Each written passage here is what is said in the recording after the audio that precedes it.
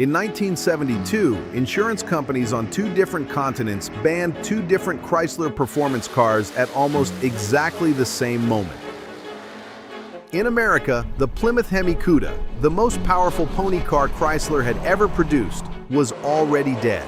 The 426th Street Hemi had been discontinued after 1971, priced out of viability by emissions regulations and insurance surcharges that had made the car financially impossible for the buyers who actually wanted it. The Hemi Cuda's last year of production was 1971. By 1972, it was gone.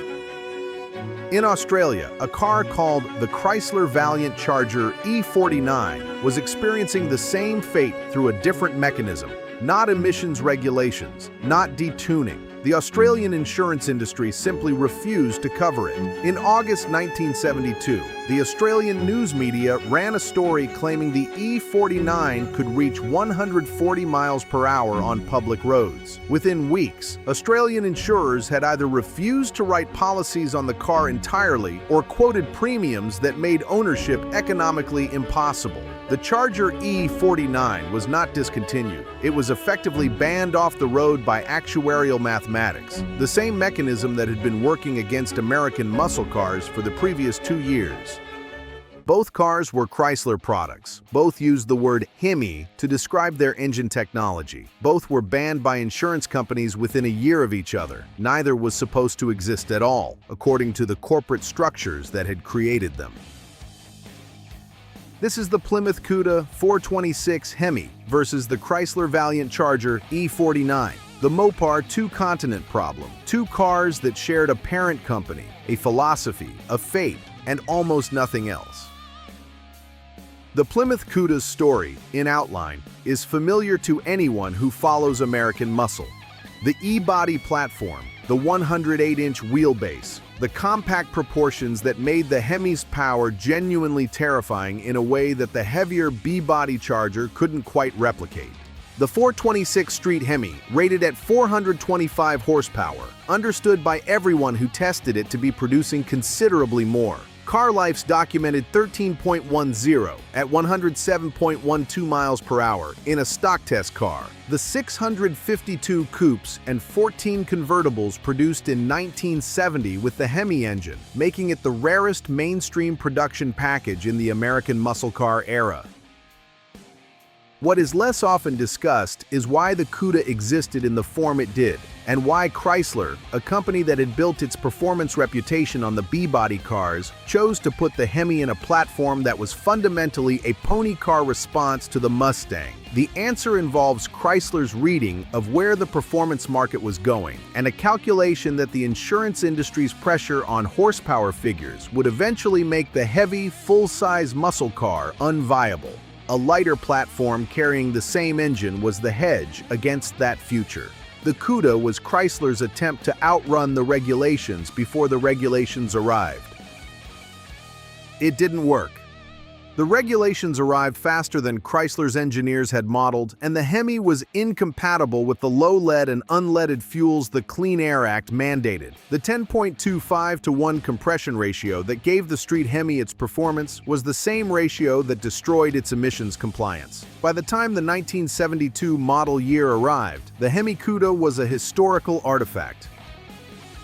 On the other side of the Pacific, Chrysler's Australian subsidiary was building something that used the word Hemi in a completely different context. Chrysler Australia had been producing vehicles since 1959, building cars on Australian-developed platforms, using a mix of locally sourced and American-derived components. By the late 1960s, the Australian market had developed its own performance car culture, partly borrowed from American muscle car influence, partly derived from the specific demands of Australian motorsport, which centered on the Bathurst 1000 endurance race rather than the quarter mile. Ford Australia had demonstrated with the Falcon GTHO that the performance market was real and growing. Chrysler Australia needed a response. The response was the Valiant Charger. Introduced in 1971 on the VH Valiant platform, a compact two-door coupe derived from Chrysler Australia's mainstream sedan range, The Charger name was chosen with deliberate awareness of what the American Charger meant.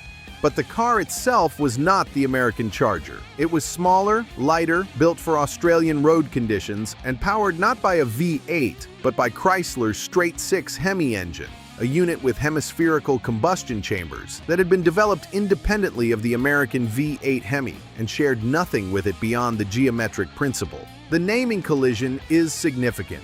In America, Hemi meant the 426 cubic inch V8, the race engine, the band engine, the engine that had won Daytona and been prohibited from NASCAR. In Australia, Hemi meant a straight six with hemispherical combustion chamber geometry, a technically related principle applied to a completely different configuration.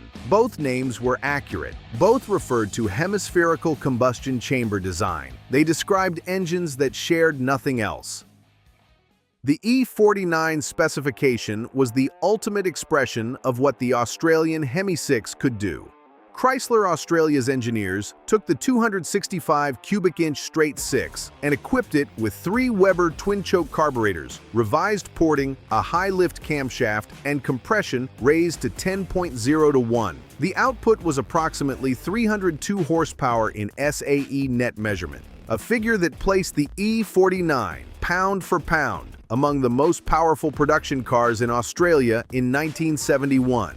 The car weighed approximately 2,900 pounds in race-ready trim. The power-to-weight ratio was competitive with anything Chrysler's American division was producing in the same era on the smaller end of its lineup. The quarter-mile times that Australian automotive journalists recorded for the E49 varied by configuration and conditions, but verified tests produced figures in the low to mid 14-second range from stock, competitive with the mainstream performance cars of the era on both continents, and achieved through a combination of the lightweight platform and the high-revving six-cylinder rather than the low RPM torque that the American Hemi V8 used to build its times. The contrast between the two approaches is instructive. The American Hemi produced its force through cubic inches and torque.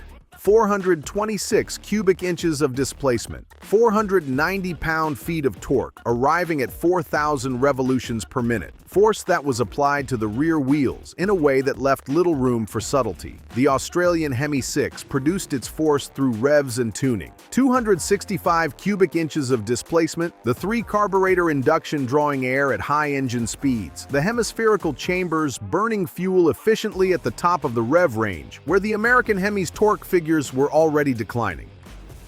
Both approaches worked within their contexts. The American Hemi was built for a country where quarter miles were run on flat strips, and the measurement was elapsed time from a standing start. The Australian Hemi 6 was built for a country where performance was demonstrated at Bathurst, a mountain circuit that demanded sustained high RPM power delivery through corners at 6.2 kilometers of public road that had been converted into one of the most demanding race circuits in the world. Then came the ban.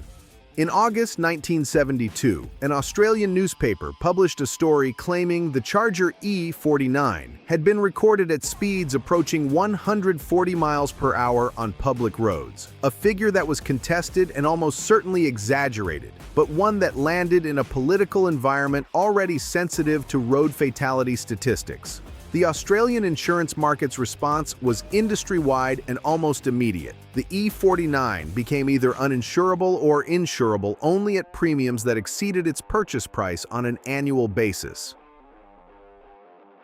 Chrysler Australia did not fight the ban. The company was already facing the same pressures that were destroying American muscle car production: rising fuel costs, tightening emissions requirements, an insurance industry that had decided performance cars were a liability class rather than a product category. The E49 specification was quietly discontinued. Production had been limited from the beginning. The total number of E49 units produced across the VH and subsequent VJ Valiant series is estimated at fewer than 200 examples. The attrition rate over 50 years of Australian roads, some of them driven hard and maintained poorly, has reduced the verified survivor population substantially. What connects the Hemi Cuda and the Charger E49 beyond the Chrysler badge and the Hemi name is the logic of their existence. Both were products of automotive divisions that were not, according to their corporate structures, supposed to be building performance cars at all. Plymouth was the budget division, the brand for buyers who wanted practical, affordable transportation. Chrysler Australia was the family car brand for the Australian market. Both built the most extreme performance cars their respective markets had ever seen. Both were shut down not by corporate decision, but by external forces that arrived faster than anyone had modeled. A verified 1970 Hemi Cuda coupe in matching numbers condition trades in the $400,000 to $800,000 range. The 1970 Hemi Cuda convertibles trade above $2 million when verified examples appear at auction, and the documented survivors are among the most valuable American production cars ever made.